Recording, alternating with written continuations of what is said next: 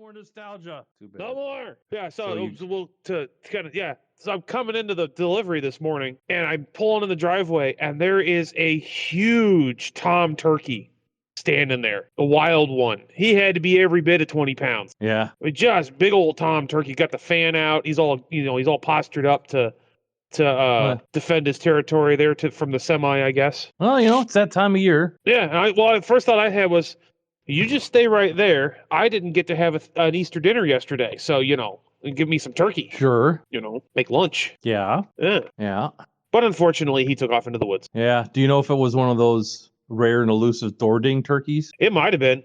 He was looking at me kind of aggressively, so who knows? You think that door ding has come from other people opening their car door into your car, but in reality, it's the turkeys. Yeah, we saw video evidence of that some years ago. It was turkeys going through a parking lot, dinging people's car doors, getting aggressive with their car door. Yeah, right. Well, they are territorial birds, and they do that. So you're gonna welcome the listeners, or are we gonna just keep talking? Are you ready? I mean, do you have your video? Got your PlayStation running? Are you online? Are you ready to go? Are you moving? Is that a great bit? All right, let's start this thing. Welcome again to another episode of Drake and the Maestro, Almost Relevant. Yeah. And you all gallivant with your fancy foosball friends at school while I'm sitting here all day with nobody to keep me company except Steve? I'm sorry, Mom. Ask a simple question, I get a pageant. Well, before we get too far into today's topics, because today's topic is music, because no, let's not do that. We're not nearly funny enough to do Bob and Doug McKenzie, or have a good enough Canuck accent, eh? Yeah, no. Yeah. Okay, got to do a recap from last week, right? We're gonna do a recap. A recap. Yeah, got to revisit some stuff from last week. Which you know what the sad part is? I had a correction on something, and now I can't remember what that correction was. Well, you got to write those things down, my man. It's hard to write and drive at the same time. It's just work it out. Work it out, because Well, what were you talking? What's your recap? What are we doing? Well, first of all, those of you who are listening or watching on Rumble, we were talking about the large long sleeve shirts in the Fukushima movie. Yes. I pointed it out in the augmented illustration, but I didn't talk about it. And that is standing next to, and I put the scene up, standing next to the guys wearing large and large. There's another man standing there, and the shirt says American football. Eagles. It says American football. An Eagles shirt. It says American football. Oh my, yeah. Well, you gotta make the shirt. Make the shirt for the fan, not the other way around. No, wait. I just don't see too many football fans around here saying, "Yes, I love American football." I think that's more of an international thing. Know what I'm saying? Yeah. Well, because everywhere else, it doesn't exist. Well, for one, but two, everybody else watches soccer. Right. That should be just. We'll keep calling it soccer. There should be football and American. And international football. That's it. Yeah. Football. Yeah. And then I wanted to talk also on our show. We did some expatiating on the Preston Love album, right? Preston Love's Omaha Barbecue. Yeah. And we examined the track list among other things there. And the last track on that album was Pot Liquor, or some of you might say Pot Liquor. Let's keep the bit moving here, old man. It reminded me of something my father told me once. I was cooking because if the smoke alarm goes off, dinner's done. Yeah, that wasn't my saying. That was his. I was making some. Let's just say I was taking some grease from the meat I was cooking, and I was kind of making gravy out of it. It's like, and then I was going to put that on some bread. It's like, what are you doing? Are you making pot liquor? And I thought that was kind of a curious comment from a Mennonite from Minnesota. Yeah. And I just accepted. So maybe it's not pot liquor. Maybe it's not. I was thinking liquor like you're licking a pot. It's spelled, and I didn't realize it's probably spelled liquor as in like the alcohol. No, it can be, or it can be Likker like it is on the album cover. Which would be liquor. You're licking it. As in the verb, not a description. It has very little to do with that. Now, my wife is got her family has, shall we say, Southern exposure, right? Maybe you want to work on the phrasing of that there, killer. They're from the South, okay?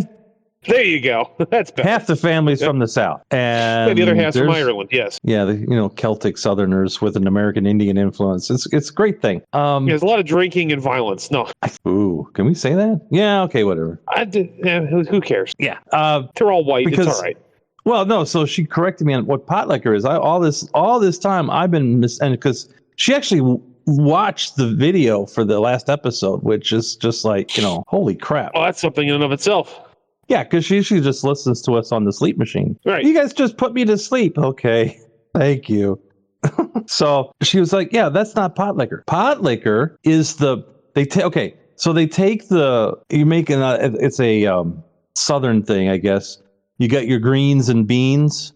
No. Right? Yeah. So you're making beans and greens. So it's like collard greens, mustard greens, and all that kind of mixed together with beans. And the liquid that's left is the base for pot liquor, right? So you take your collard green juice and your bean juice and all that, and you put that, and you can make a gravy out of it or a soup, or you mix it with some stir it all salt together, and then you throw it at your neighbor. You mix some salt pork in there, you got yourself some pot liquor. It actually sounds pretty good, but it also means I've never had pot liquor. So that'll be on my list of things to do, is actually make some pot liquor. Oh, and I thought this story was going somewhere. It is, because as it turns out, there's another Southern dish that's kind of similar to pot liquor, but it's not. It's called Hoover stew, and your grandma, my mother-in-law, used to talk about making Hoover, about them when she was growing up in the South and in the cotton fields, making Hoover gravy, right? So and the Hoover gravy stuff, it's basically you take the fat of the meat you had left and mix in some whatever you got, and it's poor person stew. It's what you make it out of leftovers, basically. Whatever's left over.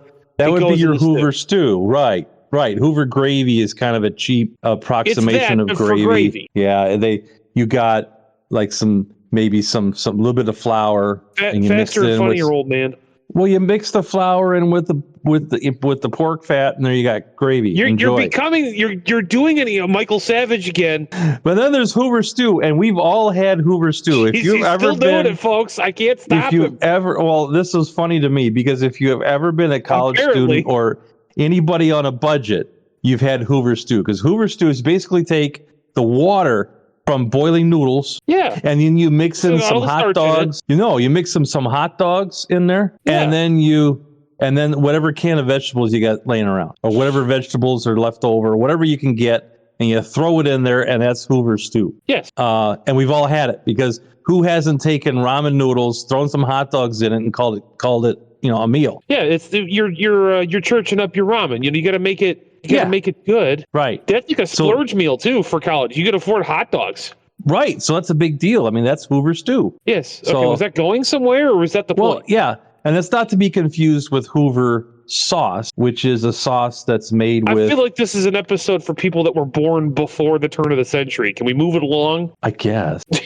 We're talking about Hoover. Nobody's talked about Hoover since like 1963. Well, I think it was since the Depression, right? Well, he was the Depression. That's why it was Hoover this and Hoover that. It's because of the Depression. Right, but that stuff lasted past then. So I was giving it some cultural leeway for, the silent generation to have passed on. Okay. No, it was just, and I put it up in the video just so everybody else know, but there was a correction on one of the track titles, and that was, I said hotcakes because I wasn't sure what I could say. The real track name is Hoe Cake. So, I think that should be the pet name. Thicker. I think that should be the pet name for your significant other. Just call her Hoe Cake. Let me know how that turns out for you. That works. It's just tell them it's a traditional pet name, and everything will be fine. Let me know, I said, let me know how that goes for you. All right. Well, I wanted to also explore the name theory. You ready for name theory? Yeah, right? Rock on. Yes. I was watching IndyCars because you had nothing better to do. So if your name is, because the name theory is what your name kind of ties into your job. Yeah, it ties into what you do, that kind of thing. So here's a guy racing Indy cars, and his name is Will Power. I mean, that's excellent. I mean, it's probably William, right? But Will Power. William Power. So when every the announcers comes, like, here comes Will Power. Woo! He's in a twin cam Lotus. You know, but there's only one driver that can thwart Will Power. And that's Stingray Rob. The guy's name is... They're really going. Stingray. It's Sting, like, you know, the guy from the Police. Sting. Yes. And then Ray. So it's kind of a...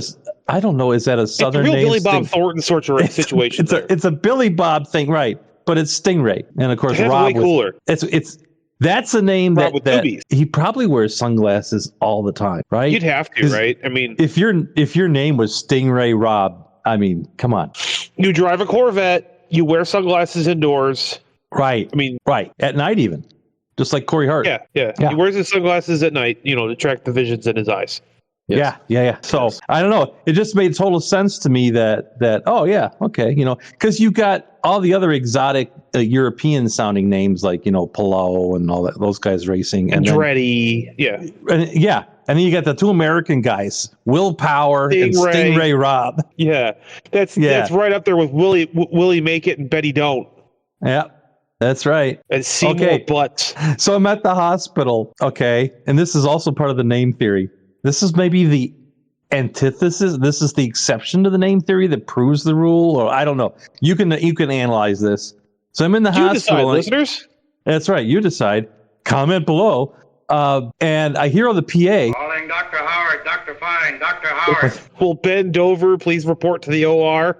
This is almost that. It's Dr. Butcher, please report to surgery. Dr. Butcher. Oh, no. Oh, no. That's terrible. You can't be a surgeon with the name Dr. Butcher. That's a Batman villain. Well, I had to check the directory, and indeed, there is a Dr. Butcher on staff. Dr. Willie Butcher?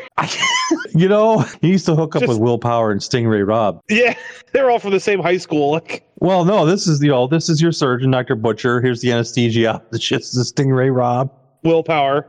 No, the anesthesiologist is Will Power. And Will Power will be assisting today. Stingray. No, come on. You got to get, you know, it's the name theory. So the phlebotomist is Stingray. The anesthesiologist is Will Power. Sure. Because what does everybody try to do with the anesthesiologist? They try to fight the anesthesia with their willpower. Yes. Yeah. So it's your surgical dream team right there. Yeah, Dr. Butcher. That's a band. Dr. Butcher and the Willpowers. Oh, I mean, dear. I'm just saying that's one of those like Brian Setzer in the Moonlight Orchestra or whatever his band was called, and the Alley Cats. His band was the Alley Cats. That's right.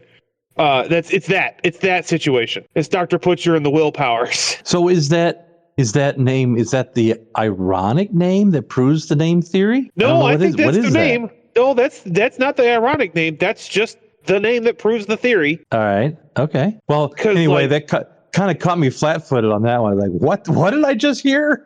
Yeah, that's like a dentist with the last name Yankum. Like, yeah. I mean, that's just crazy talk, is what that is. And it's probably one of the best dentists around, because you have to be with that kind of a name, right? Same with Dr. You got to have one of the best surgeons on staff. Yeah, best bedside manner, really good at being a surgeon. Just right, because otherwise, if he was just average or maybe even below average, the chief of medicine or chief of surgery would have to take a sit down and go, listen, we got to do something about the name here, okay?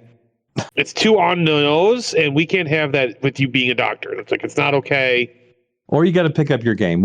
Something's got to change here. Yeah. And as a patient, I think I would want Dr. Butcher just for the story. Oh yeah. You know. Also, I could show people my medical reports and be like, "Look, I got treated by Dr. Butcher." He also gave me this great set of steaks. Yeah. At least I think they're steaks. It's like buying the turtle soup. You get a great set of bowls. Yeah. Yep. And so as promised in our last episode, should we introduce something in our last episode? Yes, introduce the listeners to the love game. Oh yeah, I forgot about the love game. Well, it's your thing, so you explain it.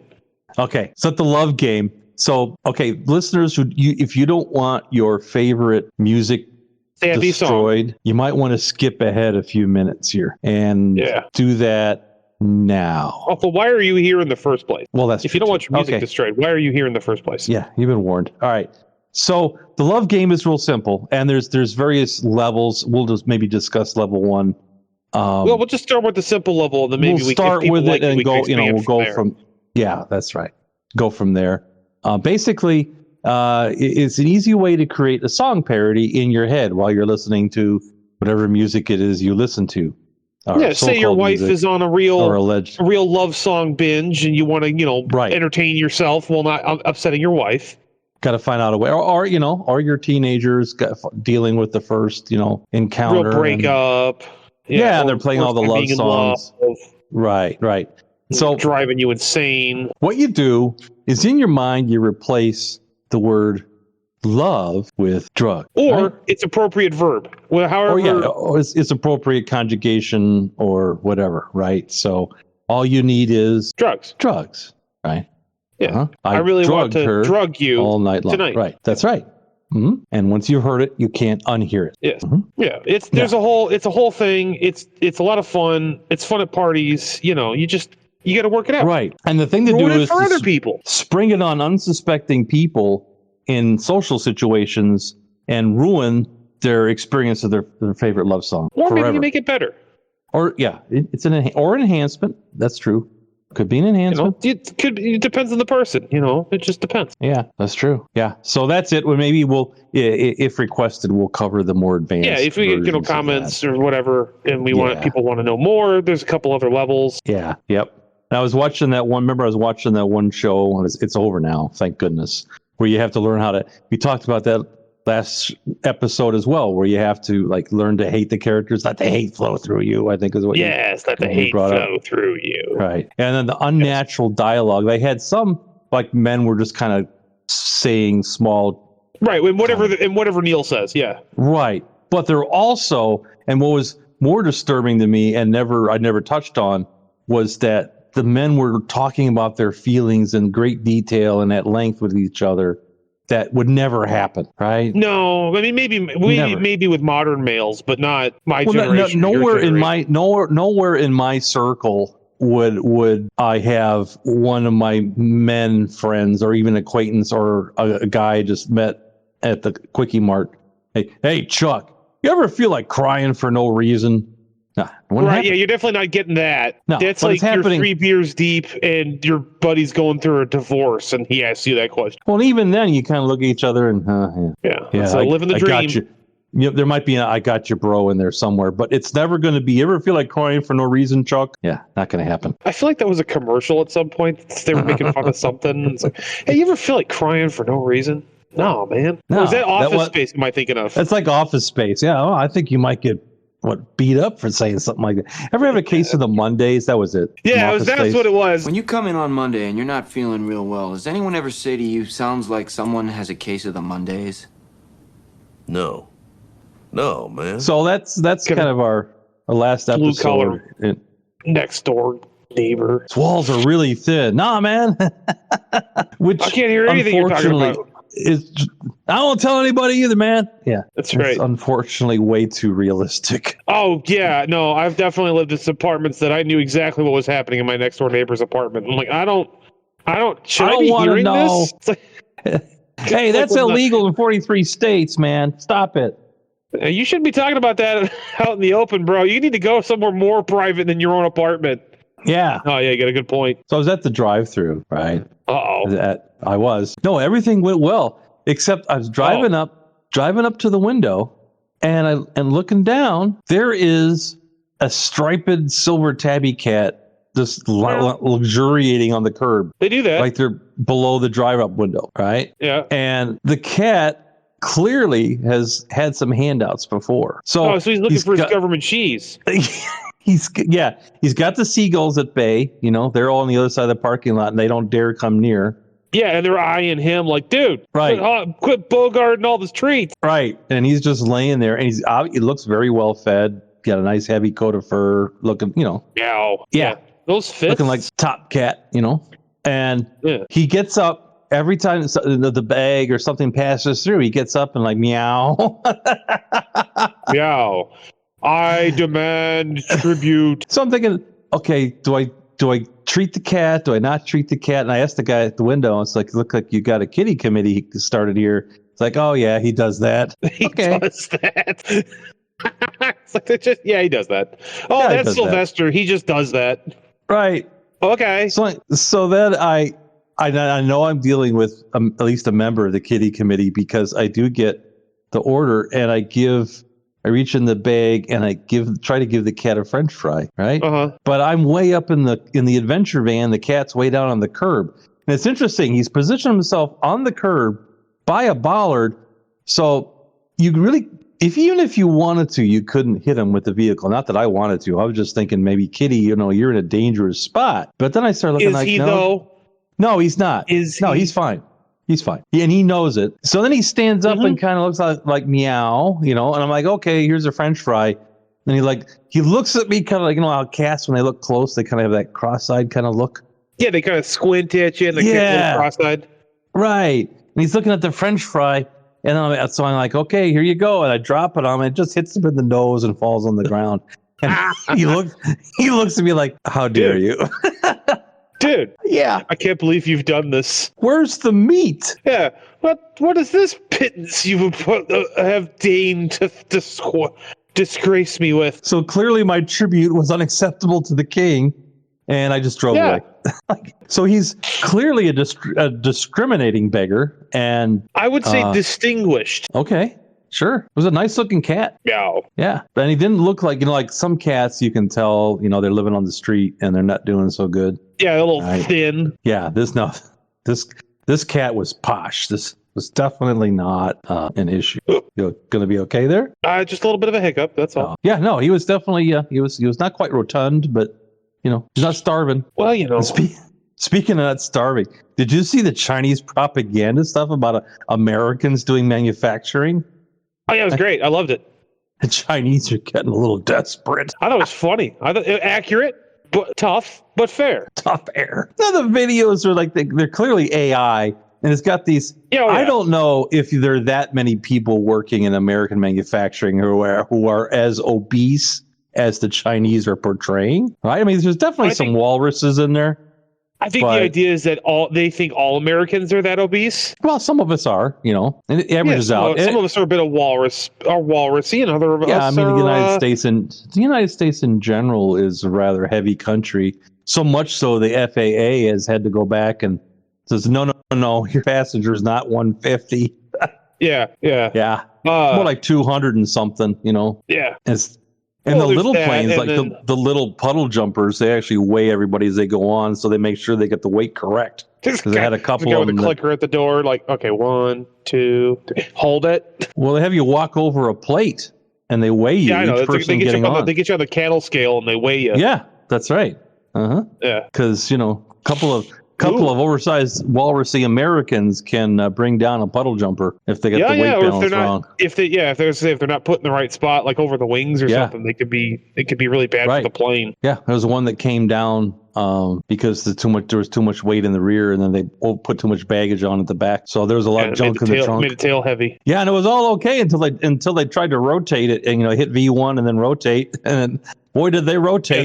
Yeah, the tail smacked the runway. And they kind of tried to go vertical, and then it didn't end well. They went vertical. They just went a little too vertical. So what I just thought, it reminded me, the Chinese videos reminded me of the old movie with Dudley Moore, and if you haven't seen it, it's hilarious. It's called Crazy People. It's got Dudley Moore and Daryl Hannah in it, and Dudley Moore is an ad exec who gets a little stressed by his job and goes into an asylum to get some relief and starts a ad agency with the patients he's in there with. And the whole idea is no more, because he's also stressed out about making up stuff about products that don't exist. Like this ad here. This portion of the show is being brought to you by Whatever We Have in Stock Are Us, your one-stop place to shop for whatever we happen to have lying around at the time. I'm not good with subtle segues. My doctor says it's part of my condition. Yeah, well, so they made an ad for Sony. Yeah. And it's Caucasians are too big and gangly. Hey, look how far away the Caucasian workers' eyes are from the integrated circuitry. That's why Sony products are better. Sony, because Caucasians are just too damn tall. the China propaganda video was like that. It was very much remind me of like, oh, they've been watching crazy people because their whole thing. Now, who is that ad for? I'd like to know. They made the idea videos. was that they're poking fun at us because they're like, well, you're not going to do this manufacturing because you all look like this. Okay, but who is it for? Who is the audience supposed to be for? I mean, other than for us to laugh It was supposed to remind us that, like, hey, you don't want to do this work. That's why it's over here, and this is what you'll look like when you're doing it. You'll be poor and working in a sweatshop. It's like, well, I mean, we have labor standards, so we're getting a little relevant here, aren't we? Yeah, we should probably stop. You want to talk about the new ABCs instead? I mean, we kind of have to now. We brought it up, but it hurts my brain, and it made me uncomfortable. Show me where the ABCs touched you. Yeah. Show us on this alphabet where the ABCs touched you. So I sent the Drake a video of someone talking about the new ABCs, the way they sing them, because the problem they were having is that kids were starting to think that LMNOP was one letter. Oh, so they changed the backstory? I missed the backstory. That's why they changed that. That's why they changed it, is that they were having issues with the run on there in the middle, so they changed it and they broke it. I forgot where the break is because it's been a little bit since I watched the video. HIJKLMNOPQRSTU. No, that's not how that's supposed to be. It's either and there was a break. There was some break between each phrase too. Each letter had its own. Yeah, it's space. like a hard. Yeah, it's a hard definition. Yeah. Between each phrase, it's like, make it stop. It was the opposite of digital white noise. It was something else that kind of burrowed its way in, and yeah, it was like it's very uncanny valley, like yeah. I had a similar feeling when the lady was making my sandwich at Subway a few days ago, and she's just kind of haphazardly bringing the sandwich all around this, because if you ever had a sandwich made at Subway, they make it in a specific order, right? They start at the one end, and it works from right to like from your left to your right if you're the customer. From their right to their left. You work from their right to their left. And she's just kind of making it wherever. Like she put the meat on. So I got a steak egg and cheese. I got a steak, egg, and cheese on flatbread, right? And the way they normally, I'm going to give the process as it normally works, right? They put the meat on. They warm the eggs up in the oven. They bring the eggs over. They put the cheese on. Then they put the whole thing in the oven thing, the oven microwave, and microwave that to warm it all up. Melt the cheese. And then they put your veggies on, and then they finish, right? And I'm with you so far. Right. Who's turning this into a food podcast now? Me now. It's my turn. Okay. You had your time, old man. The future is now. You know what? I'll just sit here and make some pot liquor. Yes, you can have some Hoover stew while you're at it. All right. Since you're from I figure you were born during the Great Depression. Why not just go back? I'm the reason of the Great Depression, but that's another day for another story. The Great Depression just describes my current mental state. Anyway, so that's the normal process. So the way she did it was she put the eggs in the oven. Then she went and got my bread. Then she put my bread down. Then she put the meat in little like rubbery container things to warm it up because she didn't want to warm the bread up was the whole thing, right? Because like it's a flat bread, and she said it makes the bread hard. I was like, I don't care. It doesn't make it that hard.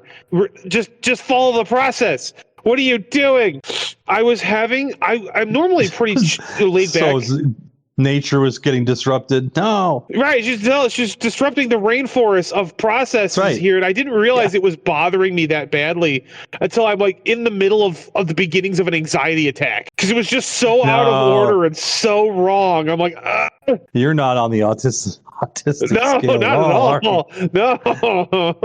And I couldn't figure it out at first. I'm like, why am I getting upset? And then I realized it's because this woman is just making my sandwich all willy-nilly. Just follow the steps. There's steps. Follow. What are we doing?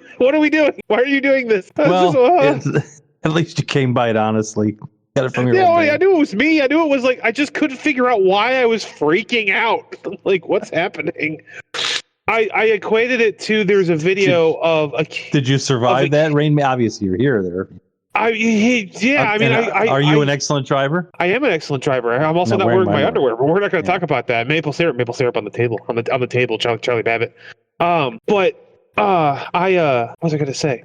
I had to equate it to something to describe it to my friends because they're like, I don't understand what you're talking about. I was like, it's like that video that was real popular for a brief period of time of the homework assignment was homeschool kids, and the homework assignment was to write instructions on how to make a PB&J, like how to make a peanut butter and jelly sandwich. And the dad's like reading the instructions. Did the instructions include learning how to not call it PB&J? No. Okay. That's what it's called. How about Peepers and Jazz? Sure, why not? All right. Carry on. And the dad is reading the instructions, and he's just following them verbatim as they're written. So one of the instructions is put the knife in, get a jar of peanut butter. He gets the jar, brings a jar of peanut butter over, and it's put the butter knife in the peanut butter, and he just takes it and drops it handle first into the peanut butter. Because it doesn't say what orientation. It just says put the knife in the peanut butter, and his son next to him just starts going hyperventilating. Just, you're doing it wrong. It's like, oh, that was me. That's what I was going through. And so you were going through the same level of anxiety listening to the new ABCs. Yeah, exactly. Also that, yes. It sounds wrong, and it brings up a feeling of wrongness as like you're like, oh, A, B, C, D, and then it changes. You're like, no, that's not how that's supposed to go. That's right. I learned that. Leave my mnemonic devices alone. Oh, I've seen so many. Yeah, that's what that is. That's a mnemonic device to help you memorize the order of the alphabet. Yes. It's a song. And how many people have you seen that have to take their shoes and the fingers off and use their fingers to go through it with, A, B, C, and they're tapping the fingers, and. I've done that. I've had some days where it's a rough day, and I've had to count. A lot of that going on at the file cabinet. It's okay. So what goes in front of A, B? Okay. The file goes here. A, B. Oh yeah. I saw another video of a dad trying to have his nephew and his son, and he told him to spell cute, and the son spelled it with a Q, Q-U-T-E. Right. That's probably a brand name or something. Maybe. I don't know. I was like, he's so close. Yeah. You're one letter off, man. Yeah. Well, that's the thing now, right? To misspell things? Yeah, for your brand. I guess. But it's a brand thing. Yeah. You'd think he'd be learning how to spell stuff, like, I don't know, in school? Well, how do you spell in school? That was a good one. I like that. Thank you. Thank you very much. I'll be here all week. Try the fish. Tip your Don't forget to tip your waitresses. You got to give them a really good shove, though. So here I'm watching the. Why is it? I've said it before that people from New York City always have to somehow proclaim that they're from New York City, right? Yeah. If you don't know if someone's from New York, wait 5 minutes. They'll tell you. Yeah, they'll tell you. And so I'm watching the traffic stop, the DUI checkpoint. I'm from New York. They got a guy out. They got a guy out. And he's shirtless, and of course he is, because why wouldn't you be? And he's got a case of beer. He's got an open case of beer, so he's wandering around shirtless, drinking the beer cans out of the case of beer, kind of leaving a trail. I like it. Okay. Right. And he's super great. That's a weird way to describe littering, but all right. I'm following so far. He's leaving a trail. He's leaving a trail of beer cans so the cops can follow him. Right. And he's hanging around he's hanging around the DUI checkpoint drinking. He's not driving. He's just, I don't know, public intoxication at the DUI checkpoint.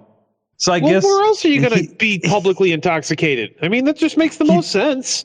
He just figures that it's a DUI checkpoint. I'm just going to go check in, show him that I'm intoxicated, right?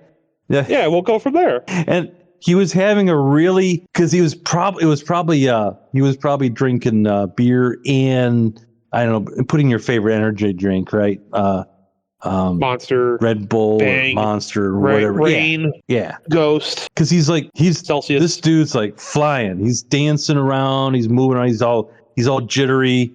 And the only thing I could make out of what he was saying was, but I don't like to use drugs. I speak languages. I'm talking all the time. I'm recording myself now. I'm always recording. I'm from New York City. Like what?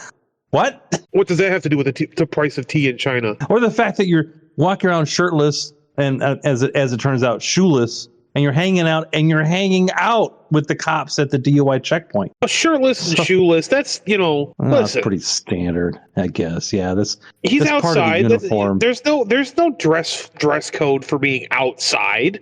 Oh, it just adds to the whole, If you're shirtless and shoeless in New York City, that that indicates something. Oh, exactly usually. what I don't know, but it's just the whole stream of consciousness. He's just standing there and he's trying to, and the cops are trying to, okay, yes, sir, okay, please stand over here, stupid. Right. Stop playing in traffic. Yeah. And eventually, stop harassing the drivers. I started thinking that maybe he's been sent in there by AAA as a decoy to get the drivers out of the checkpoint, right? Because eventually all the cops had to deal with him. They just let everybody through while they're dealing with the drunk guy. Yeah, get this guy in there. So maybe he deserves a Citizen of the Week award or something. Do we have one of those? We don't. No, and we could always. But it'll cost more to ship the plastic trophy to the guy than it will to just acknowledge it.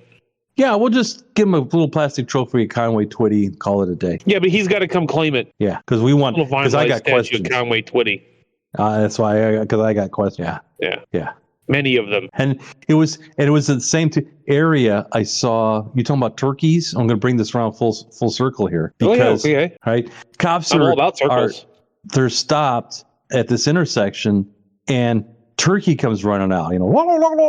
Cops like, okay.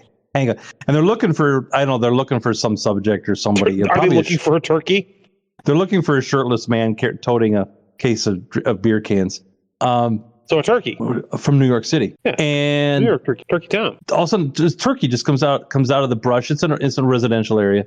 And turkey comes out, someone's garden or whatever. And cop's like, get out of here. And the turkey's like, so the cop goes running after the turkey. Of course, if you've ever tried running down a turkey, you can imagine there's no way you're going to catch the turkey. Right? Yeah, you're going to catch that turkey. So then another cop comes up from more of a, he's a little bit more of a, shall we say, country boy. And he's like, oh, no, I'll go get that turkey. I'll go get that turkey. So he goes running after the turkey. So the turkey goes running off. The cop goes running off. It looked like, I swear, it looked just like a Benny Hill thing because I was going to say you're describing a Benny Hill skit. Yeah, because then the turkey comes running back out across the street in front of the other car, in front of the dash cam.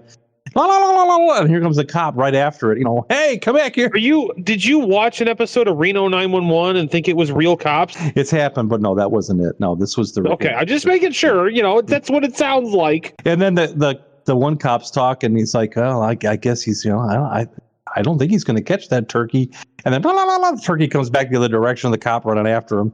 It must be a slow cop day or something. Well, yeah, all they've got to look for is a turkey and a guy with beer cans. Like, come on. Yeah. Which just sounds like rural Indiana on a Tuesday. Yeah, pretty much. That's pretty much it. Yeah. And on that disappointment, we're going to have to end. Because we're out of time for today. Yeah. That was quick. We didn't even do it. We didn't even do Drake and the Maestro's Therapy Corner this episode. Oh, well, we'll have to do Therapy Corner next week. I guess. Why? Do you need therapy? No. I thought that maybe the listeners might need some therapy. This is therapy. We are therapy.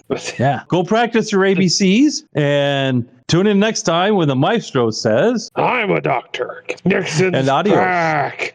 Adios. Adios. Adios, muchachos, compañeros, when you get out of here. Ship it. It's gold. Ship it. What do you do after you box them? You ship them. You ship them. Yeah. Do you remember the old Kmart commercial where they started talking about shipping stuff? Like, I shipped my pants yesterday. I shipped the bed earlier. Yeah. Classic. That's a classic. Classic. Yeah. I shipped things that sound like things but aren't things. Right. Mm-hmm. I shipped my.